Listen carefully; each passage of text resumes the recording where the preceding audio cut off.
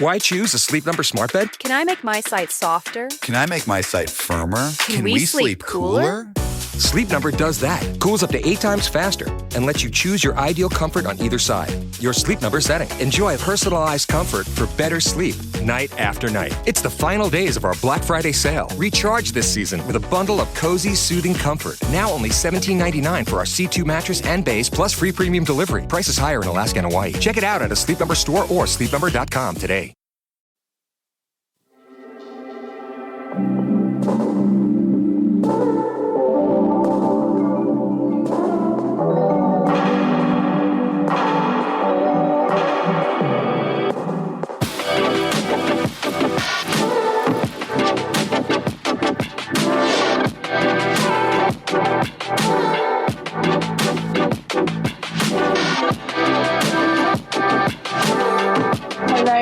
Hello, happy Sunday. It's the 26th of May and this is Doing the Thing. I'm Faye OJ and I'm here with Wizard Radio Station's Issa Jorio. Is that how you say your name? Great. Hello Issa. Hi Kayleigh Carter from As Seen In. Hello. And Kit Costello from Self Interrupted. Hello.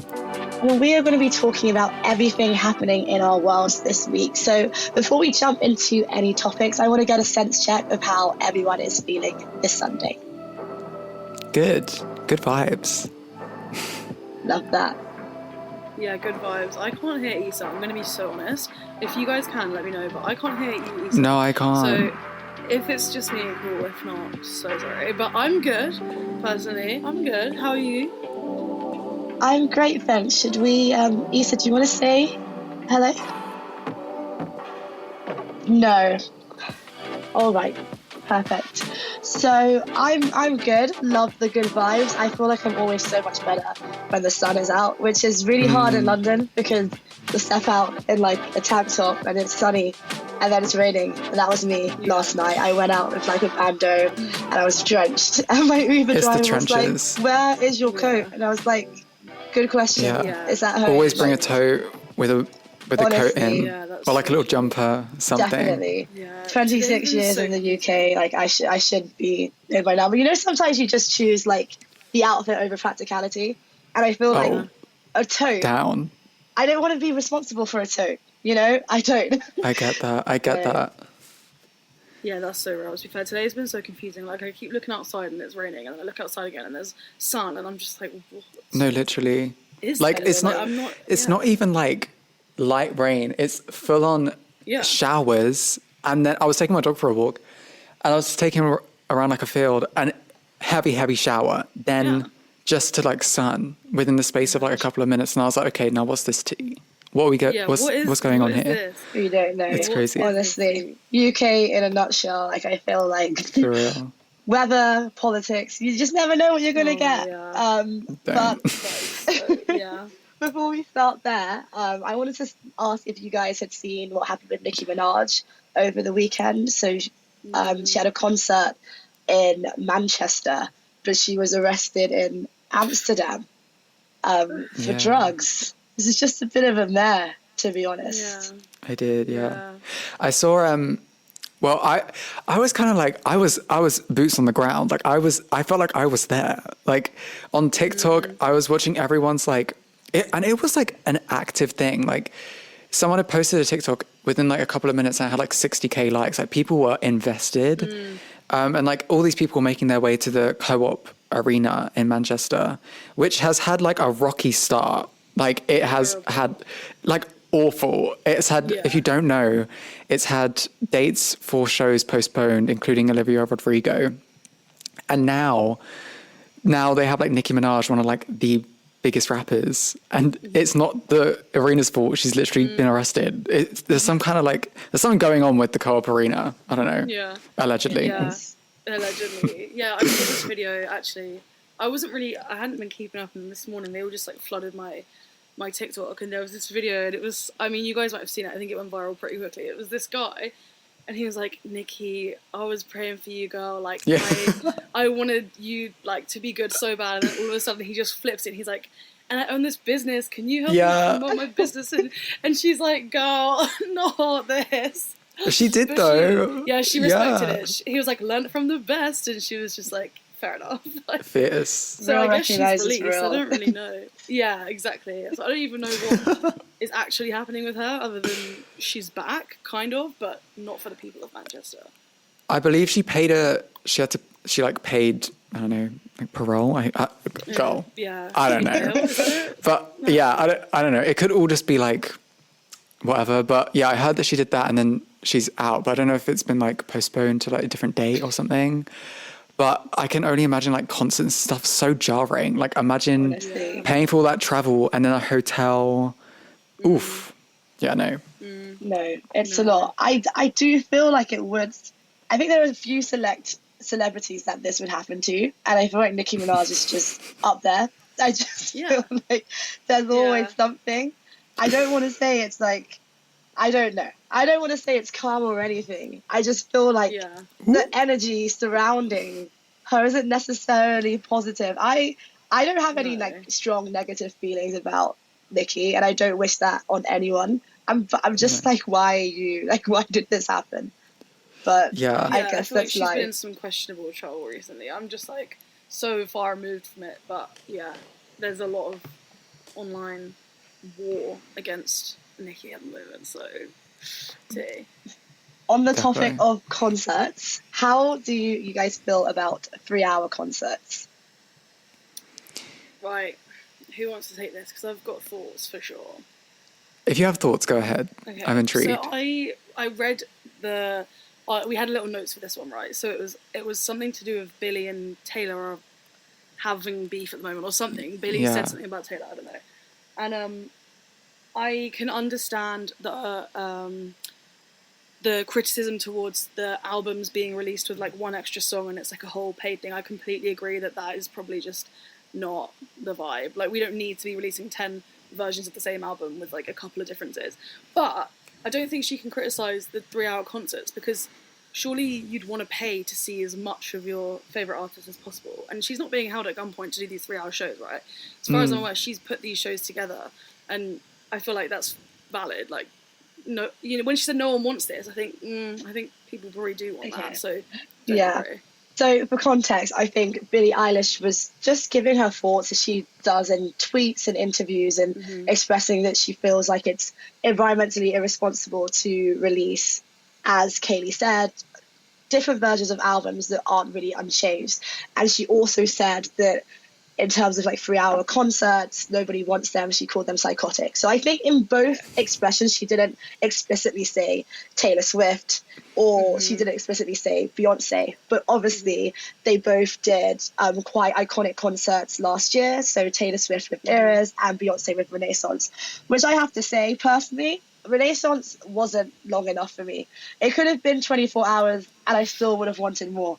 I think it being 3 hours was psychotic, but not because it was too long, because it was too short. Yeah. I was like, stuff is still missing. It took me, I'm not over it still, to be honest, and it will nearly be a year since it's happened. So what I got from that, though, was less shade. It was more Billie saying she wouldn't want to do 3-hour concerts. So I'm not sure if they were just kind of being messy as they do, or if she really was going at Taylor Swift and Beyonce, because apparently she had sort of called them out and respected them before for being able to captivate the stage for that long. So what do you think, Kit?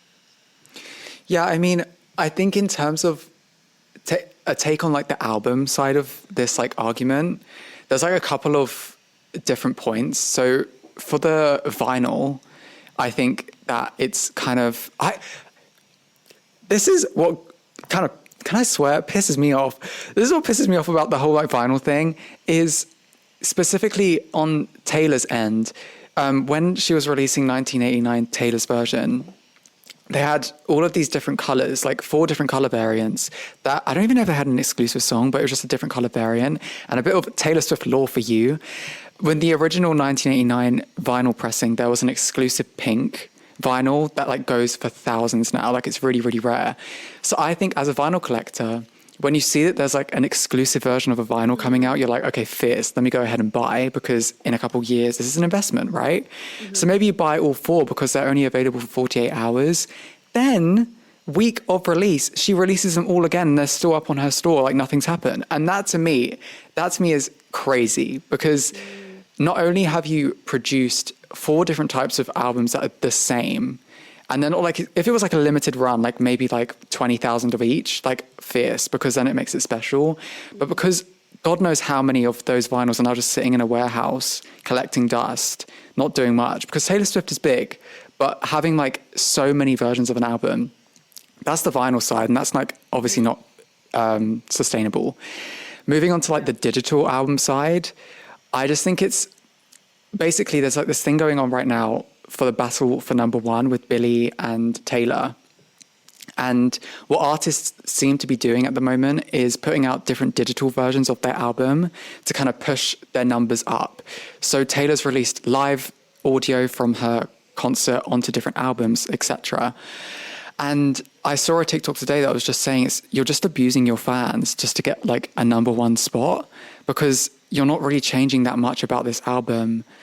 And I don't know. I don't know what can be done there, whether Billboard only take in pure sales of the actual album and like don't take in like digital enhanced versions to like push it. But I don't know what can be done. As for the tour, I mean, I'm going to Eras, but I'm going to be real. 3 hours is a long time, but I think it's going to be fun, you know? I'm going as well. Oh, yeah. What day are you going? I'm going on the 21st of June. That was when I was going. I had, yeah. That's opening night, no? Yeah. And I did have a ticket to closing night, which was the 17th, but Miss Thing added 2 extra shows after that. So I'm a bit like, so I'm not actually going to. Yeah. So it's okay. I'm excited nonetheless. It's going to be fun. Yeah, I'm still excited. I think it'll be Does good. it feel like 3 hours for your favourite? I don't know, as Kit, would you say Taylor Swift is your favourite artist or one of? I think it's interesting. It's with Eras Tour, it's so funny. When I was booking those tickets, Diva, the way that I was like, I need these tickets now. Like, it's so serious to me. I've actually sold 2 sets of my tickets now, just because I'm not like as fussed. But I think I'll be excited on the day. But I mean, I'm excited to go nonetheless. And just, it's a moment, you know? Yeah. Definitely.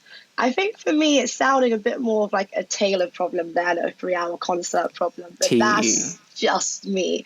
Yeah, I think totally. that like the artists that really, you know, captivate the stage, like I'm thinking Beyonce, Lady Gaga, like they're like each time they come on stage, you feel like you're at a new concert. I feel like I stand by the fact that 3 hours is not enough for those artists, and maybe not every artist should be doing 3-hour concerts. Like I've seen Georgia Smith, I think her set might have been about 25 minutes. Like, is she coming back? She wasn't coming back, but it was perfect. And, you know, she did what she needed to do in that time. And so maybe not everybody should be aiming for these extended concerts. Yeah. Yeah. I totally agree. I think there's only, you're right. There's only like a few kind of artists that can, because it's such a, like, you need to also think how insane it is to be on stage for 3 hours, like every night, basically, like Beyonce and Taylor have done, respectively. Like even just wearing heels for 3 hours, dancing in stiletto, like it's insane. And I don't think they get like props enough for that alone, specifically Beyonce. I mean, the dancing, the choreo, remembering all of that, singing live, the runs. Girl, don't get me started on Beyonce. Okay, so apparently on the UK official charts, by the way, back to the album thing, they only count up to 2 versions of the same album towards the chart position. So actually, she could be releasing 10 and only 2 will count. Is that the vibe? Well, that's the UK version, though. In the US, baby, that is uncharted territory. Okay. Like, they are out there in the trenches. The UK, it's different because even if you look at the US Billboard charts, Hot 100, Taylor has now taken the top 10 spots twice. But yeah, in the UK, she hadn't. I think only 2 of her singles were in the top 10 charts in the UK because they had to change that because of Ed Sheeran back in the day, which is the law. He's still knocking about, apparently. Also, I saw a picture of him recently, and I was like, yeah, I don't know if it's time for Ed Sheeran to stop, but that's just me. So, Interesting. I mean, I saw that he's sort of started doing like movies and things like that, and I think it's interesting when people are sort of done with being a pop star and they start to experiment with different media such as film. And I think just comparing film stars and pop stars is just always quite interesting. It seems like we're in a pop star era. I mean, I can just name so many right now: Olivia Rodrigo, Sabrina Carpenter. I feel like they're really, really in their bag, and I think that would be great to talk about after this next song break. We all know those GLP-1 injections work wonders, but that price tag almost gave me a heart attack when my insurance denied coverage. I was staring at a choice between paying my mortgage or paying for weight loss. Talk about a rock in a hard place. Then I found Elevate Health compounded semaglutide at just $58 with payment plans that don't require a second mortgage. Same medication, same results, but a price that real folks can actually afford. Visit joinelevate.com today. That's JOINELEVATE.com. Your wallet will be as happy as your waistline. This medication is not FDA approved. Hello, we are back and we are talking about pop stars versus movie stars and if pop stars are taking over the movie stars. Issa, what are your thoughts? What are your opinions? First of all, can you guys hear me? Yes. Yes? Okay, cool. welcome back. Okay, I feel very strongly about this topic because I feel like I am someone that gets like addicted to people. Like I am very much of like a fangirl. I like to be a fan of many, many artists and actors. But the thing is, with this topic, I really do think that I feel more connected to musicians. Because I feel like musicians, they literally release every single thought they have in their brain. And like you feel more of a connection because you kind of like relate to what they're singing about. And I feel like adding instruments to that also just adds more of like a warm little hug, you know what I mean? Like it just feels more welcoming and you feel more safe. And then when it comes to actors, they're just acting like someone else, like a character, you know what I mean? So, but like then after in the interviews, you get to know a side of them, like their actual person, but it's not like deep, you know, they're like surface level questions, and I don't feel like a connection, music-wise. Do you think that movie stars exist in the way that they used to, or pop stars have been more consistent in the way that they exist? Do you know what I mean? I feel like musicians have been more consistent. Yeah. Like movie stars, I feel like it's so different now compared to like before. Totally. Right? What do you think? What do you guys think? I agree with you in terms of being able to connect with musicians more. I think that the pandemic unfortunately did a disservice to movie stars because we weren't getting premieres and like red carpets, and really that is where the appeal with movie stars lie. Like you want to see what they're wearing, you want to see like who they're wearing, and when they were just giving us like karaoke over Zoom and you're singing, we were like, we don't like you this way. We don't actually want to know what you're like at home. Unfortunately, we want to just know what you're like on the red carpet.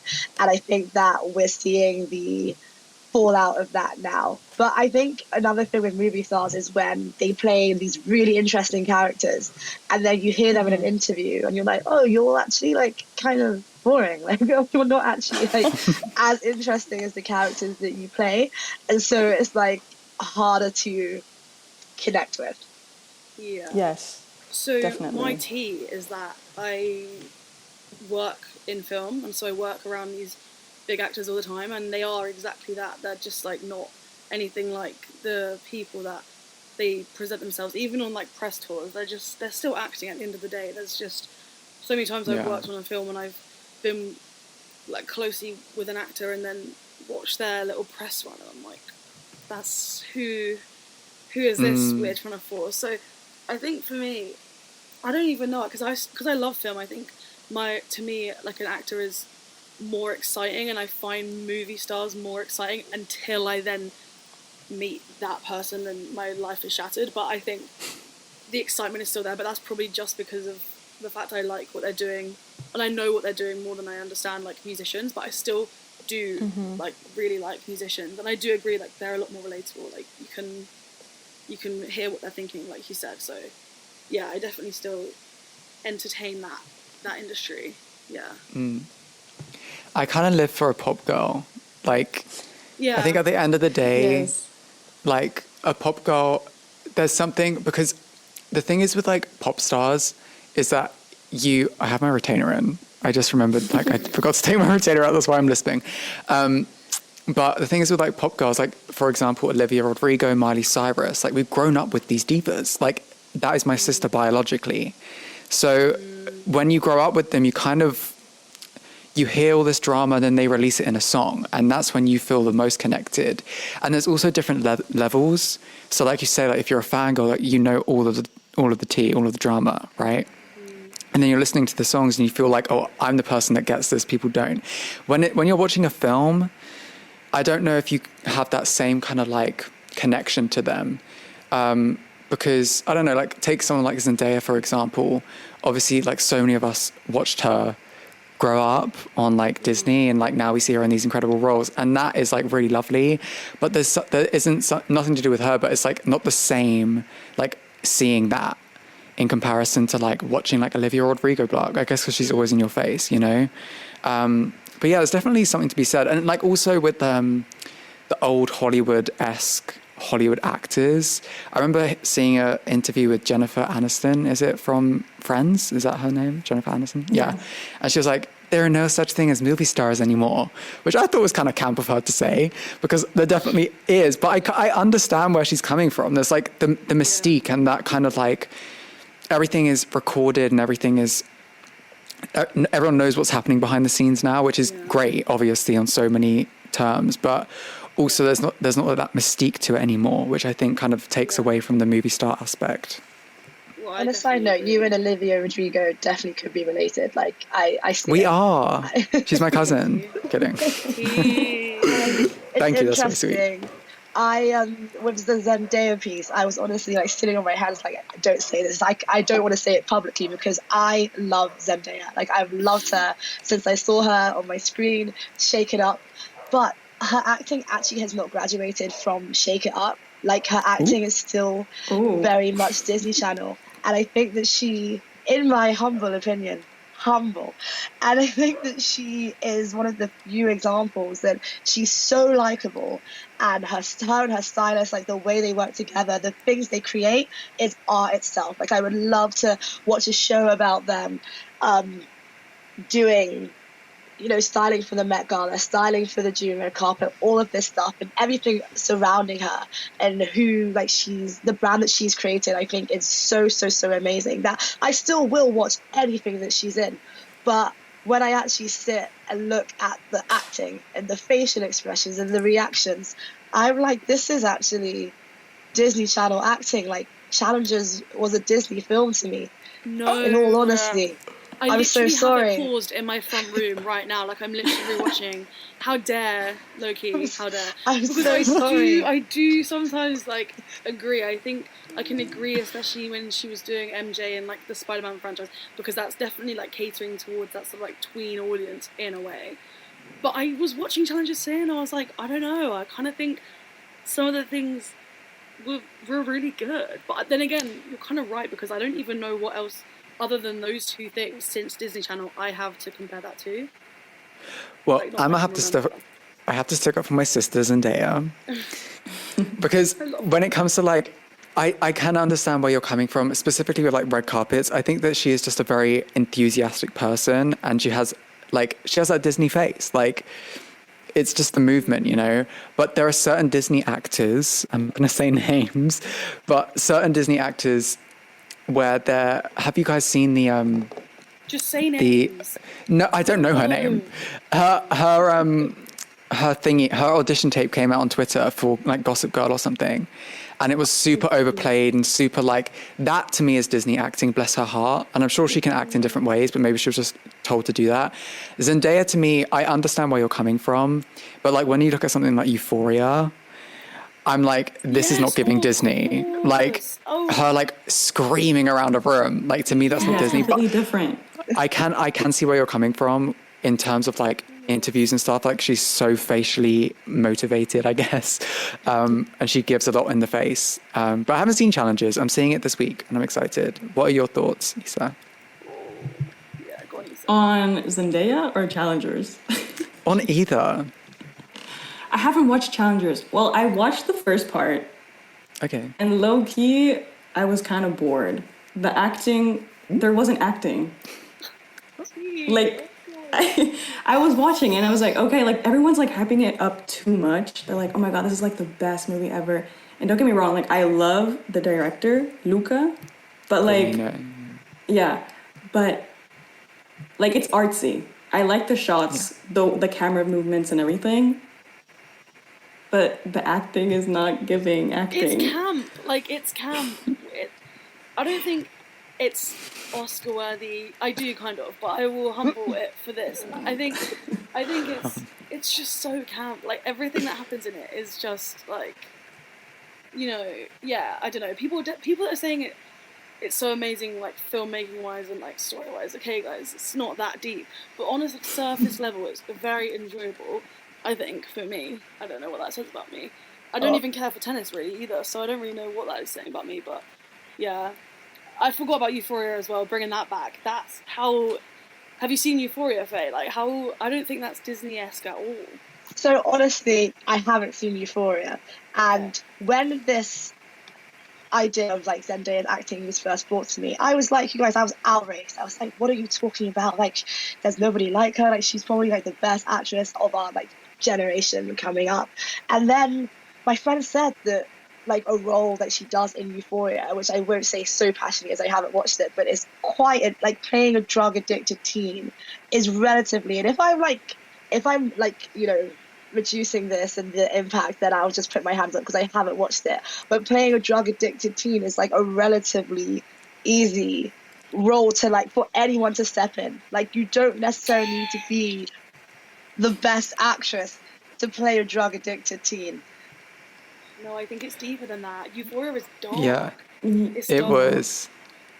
There's like a couple of yeah, you do. Yeah. There's like there's a couple of I think again, I think people also, not just you, Faye, I think some people kind of glaze over how hard acting can be, even just to like act, period, but just like act, you know, sad, happy, whatever, and not make it look cringy and also not make the audience think like, oh, she's acting. Like when I was watching Euphoria, there were scenes in that where I was like, oh, she is like, bless her heart, get this girl help.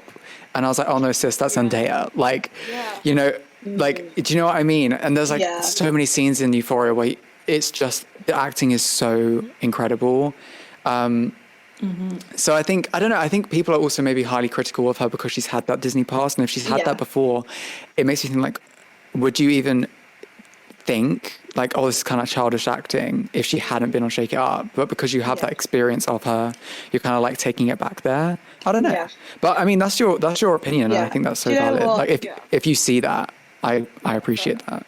I will pause this conversation for now, and I will watch Euphoria, and I will come back with maybe an updated opinion. Okay. I think I have like I could do that, like, syndrome. Like if I'm watching something, not Zendaya so necessarily. Like if I'm just watching something, I'm like, I could probably do that. And I feel like if I get that, then I'm like, yeah. But I do think, you know, acting is obviously deeper than just stepping into things. So yeah. Okay, love that. Yeah, just watch the extras in the background of a show, and then you'll see how acting can be very black and white, good or bad, and you'll be like, totally. Oh, okay, maybe I should give more credit to the people that are like, at least I'm sort of half fooled that they're feeling a certain type of way. Yeah. So, Kayleigh, who would you say like are the film stars? So I know you were leaning more to the film stars aspect. Well, like of our generation right now. Yeah. I think that's a good question. I think there's a lot of up and coming. Actually, over this last year, I think a lot of TV actors are going to do really well as well. I think like Leo Woodall from One Day, if you watched One Day, I think he's on the rise a lot. I think he's one to watch. I think Kit Connor could be really good as well from Heartstopper. If you guys have seen Heartstopper, I want him to step into bigger roles because I think he could be really good. I don't know who's like huge at the moment. I can't think of. I mean, Ayo Zendaya's Edebiri? obviously. I love. Yeah. I want her to be. I mean, I know she's come from comedy and she's like bottom line a comedian, but after seeing The Bear, I'm like convinced she's an Oscar-worthy dramedy actor at least. Like, I want to see her in a rom-com. I know there's been like teasers of her doing a rom-com actually, so I'd love to see that. Yeah, I don't know. I think like this year's been good for film so far. The guy that plays if you guys saw The Holdovers that came out at the beginning of the year, Dominic Oh my Sessa, god, yeah. he's great. Yeah. I think I want to see him in like bigger roles. So also watch that if you haven't. It was literally the best film ever. Yeah. But yeah, that's who I can think of off the top of my head. What about you guys? I can't think of anyone. I mean, there are like not the basics, but like there's like the Timothée Chalamet, the Austin Butler, like basically the cast of Dune. So true.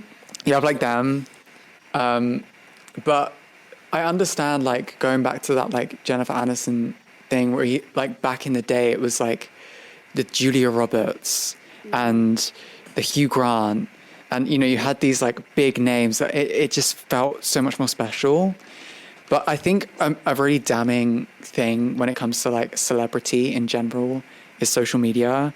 Like I don't need to know what you're having for breakfast. I'm invested, I'm watching, I'm clicking, I'm engaging, but like I don't need to know. And I think it almost makes, I think back in the day, you kind of looked at them as like almost not human, in the sense that like you looked at them and like the only time you were seeing these people was on red carpets or in film. Otherwise you weren't seeing them at all.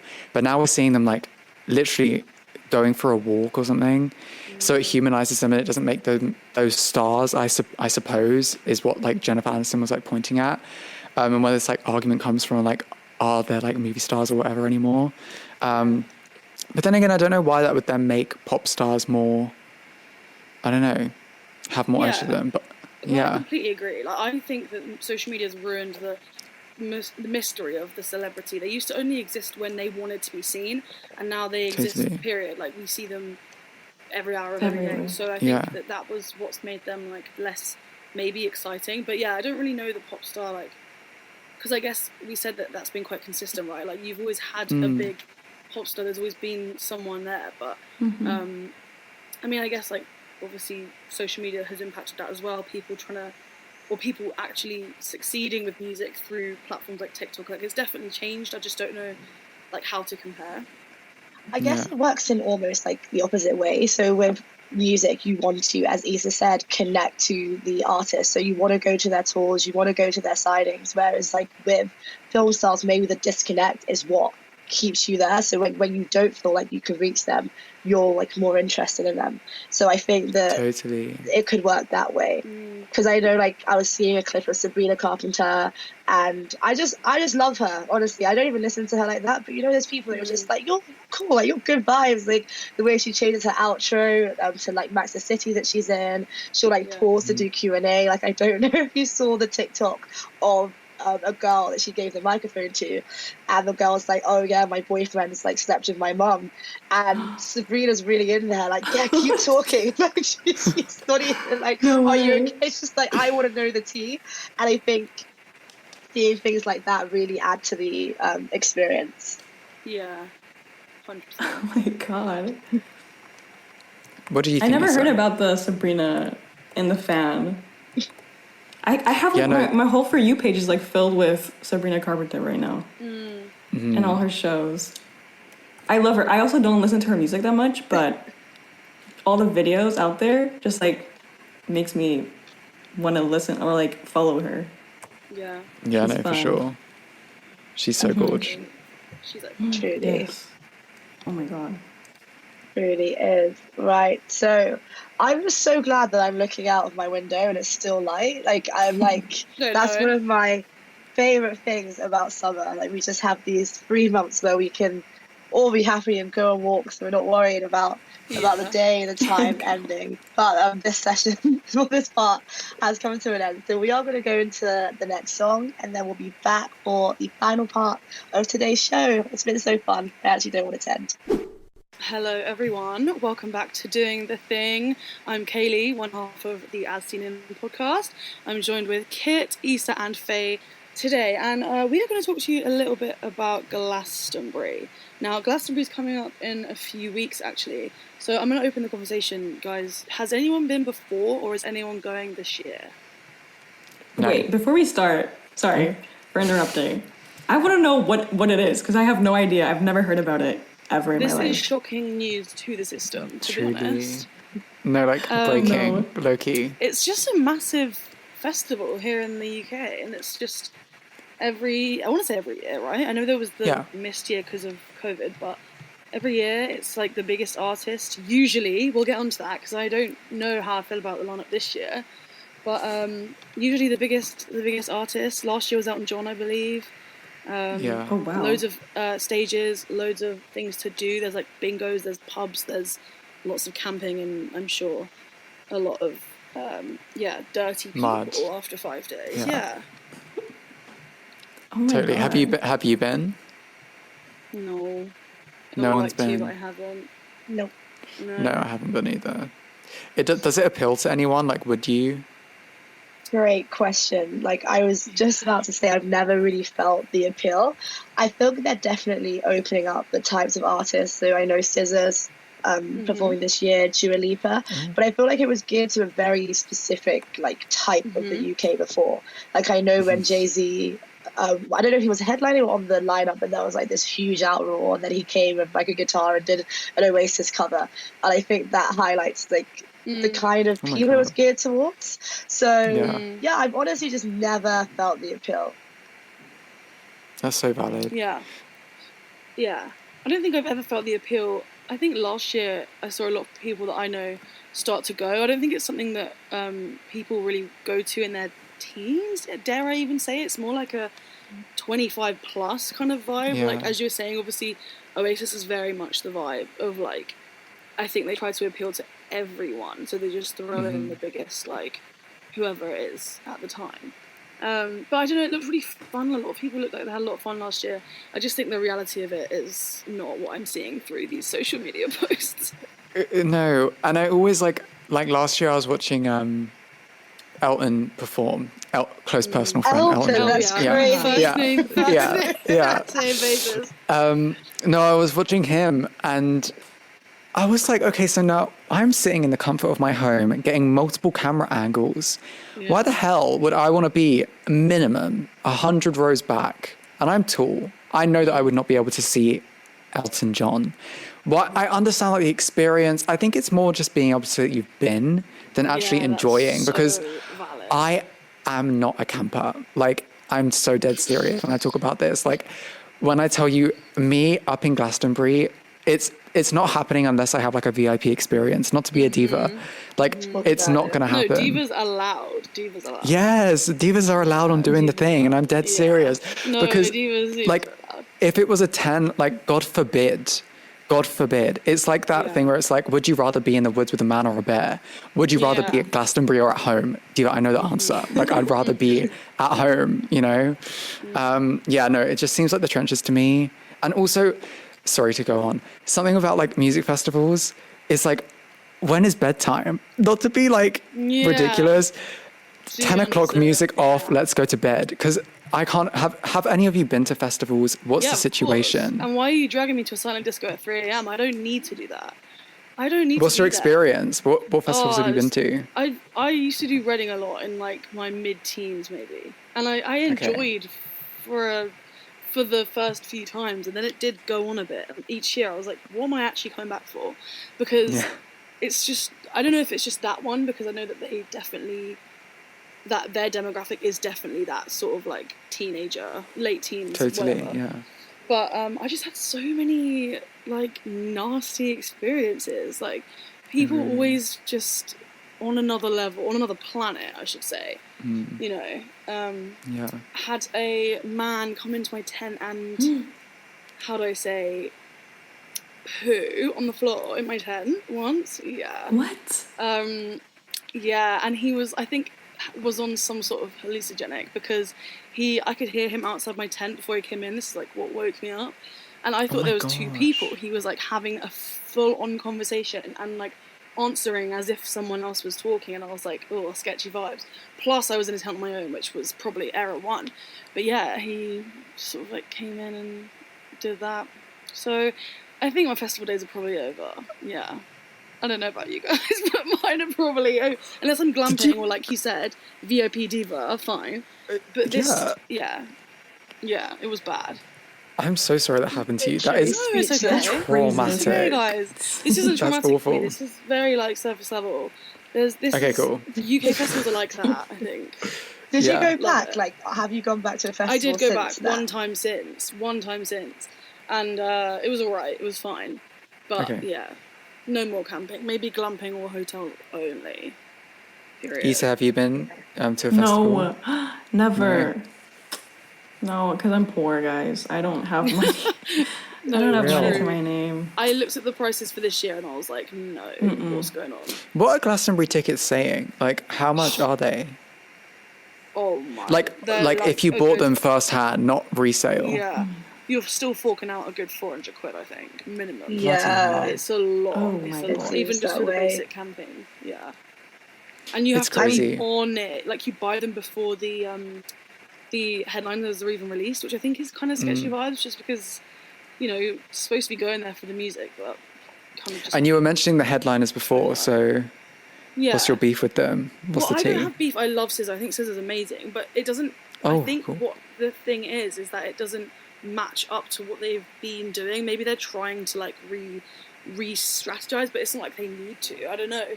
There's always just that, like, big, like, UK-specific artist that's there, and I just feel like this year there's just a lot of good artists and not that, like, maybe one. I don't know. I love SZA, so I can't even complain. But I can just imagine the usual Glastonbury crowd maybe being, like, not as impressed this year. But I don't know. I actually don't know. I hear that. I think, like, for me, a festival is what you're saying about tickets, and I think this is just the issue with the UK and London as a whole. Like, there's no room for just spontaneous fun. I can't just wake up and be like, I want to go to Glastonbury. I have to, like, know for, like, a year in advance and, like, save and all of that. And I think it just takes a lot of the fun out of it. Like, I know I had Rolling Loud tickets in 2020. Obviously, that got cancelled. Pushed forward. Had to, like, request for a refund and all of that. And I have not even, like, attempted to go to a festival since then, because I just don't want to be stressing. And I think what Kit said about glamping, I just would want, like, I press a button and it's all done for me, like the tent set up, the shower set up, the food set up. Like, I just don't want to think. I just want, like, the focus to just be me being there enjoying myself and, like, not having to, like, think about sharing a shower and toilets and stuff like that. It's just very extended for me. And, so like, it's, like, eating. more stressful. Yeah. Festival. Do you bring your own food? Are you allowed to bring your own food? You're allowed to bring, so I remember bringing a lot of, like, dry packaged stuff. And then you have to hide booze, because obviously they want you to buy booze inside, and that's extortion. So everyone, like, puts them in wellies and stuff. And the bag checks are like, like, very whatever. But you are allowed. I think then they do normally have, like, a big co-op or something on site that they put in, like, a big pop-up tent. And you can buy, like, disposable barbecues and stuff. But it is trench vibes. Like, it is. Yeah. I also was with a bunch of 16-year-olds. I don't trust them to cook raw meat on a barbecue. Do you know what I mean? Like, God forbid. Oh my God. Yeah. No. It was never. Bad. Yeah, no. It's like screaming Duke of Edinburgh. I don't know. Either. So this in the UK is like this camping thing that you do in secondary school, and there are different levels. I tapped out a bronze. I didn't get my bronze, but, like, we don't need to talk about that. And you, like, have to walk. You have to plan an expedition, and then you do different elements of, like, volunteering and then activity and all of that stuff. But is it, like, mandatory? No, it's not. That's a very good. I think you actually pay to do it. Not. Oh, you pay? I feel like I think you pay. I think in my school it was like, I think in my school it actually was mandatory for a second, and then they had to change it because people were getting, like, rightfully so annoyed. And I also was, like, front line of the pickets. Like, I'm not about to go. I did not do Duke of Edinburgh. I have 3 older brothers. I live on a farm. They all did it. I was like, baby, you can keep your medal, but it's not coming this way. That is literally giving Not for Rishi me. Sunak bringing back the national service. Like, what do you mean? That's actually What so did you bad. gain? Like, what? Who does that help? It doesn't make sense to me. Like, get it. I don't. You know what really annoys me the most about that is that the older generation. It's for the older generation to like cast their votes because those kids Yeah. can't cast votes yet. So it's the older generation that looks at Gen Z and is like, these kids don't know how to work. So Yeah. Rishi Sunak's doing a good thing at putting them to work. And I'm like, Diva, the NHS is on its Diva. knees. You think Yeah. Miss Rishi Sunak, 5'7", you think that 18-year-olds that are moody need to be a nurse's assistant for a weekend? No. You think that's going to help the NHS? No. Like, what are we doing? And then you're going to have like these 18-year-old gym lads being like, yeah, I can go to the army. No. Like, can you honestly, imagine? That's terrifying. Bless those 18-year-olds. Like, I can't imagine like going through sixth form and then having to think you can come out the other end like, oh, I'm out of sixth form now. And then you're like, oh no, Yeah. I have to go to the army or Jumping help in the into NHS or something. levels. Crazy. It is. Lisa, was But there yeah. anything like that in like No. when you were at school?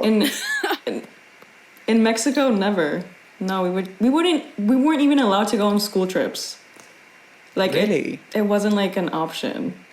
It doesn't exist there. Oh, Yeah, no. interesting. The UK is not a real place. It's just really No. not. No, it's It really feels like it's a whole kinda- different world. It is. It's bizarre. Yeah.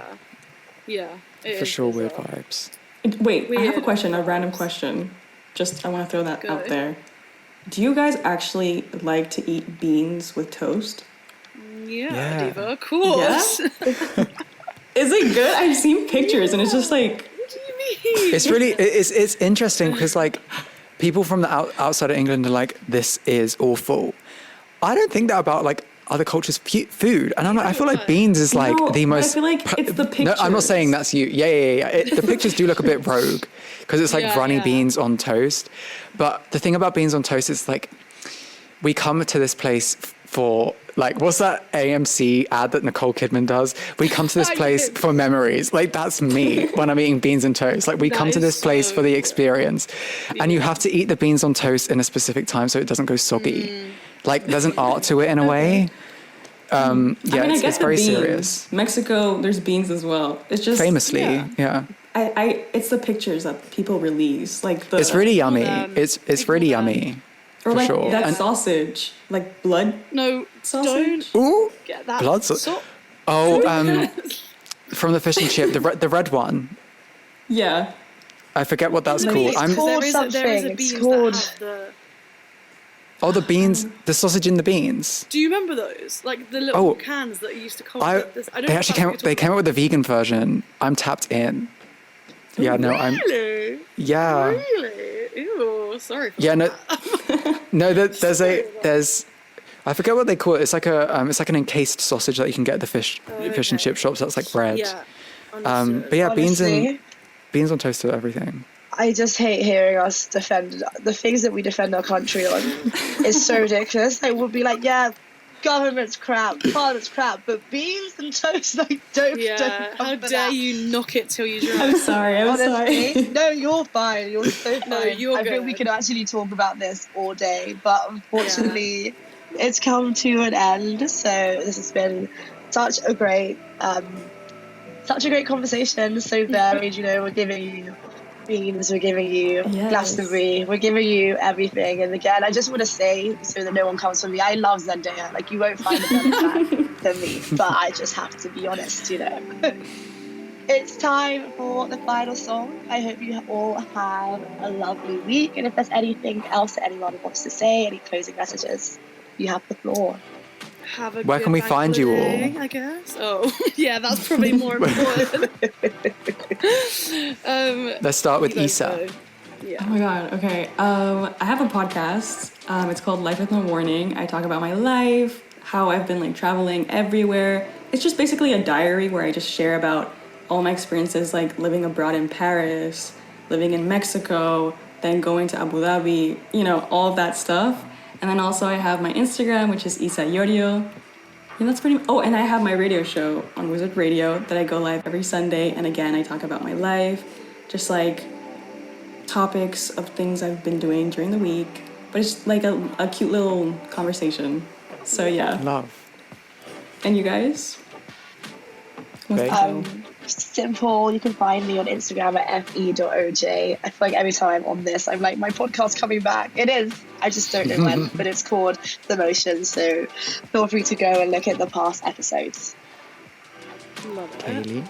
I'm Kayleigh. I'm one half of As Seen In. My Instagram is Kayleigh Carter __. That is it. Yeah, that's me. What about you, Kit? You can listen to my podcast, Self-Interrupted. You can follow it on Instagram and on TikTok at Self-Interrupted Pod. You can follow me on Instagram and on TikTok at kit.costello. But that's, Perfect. it.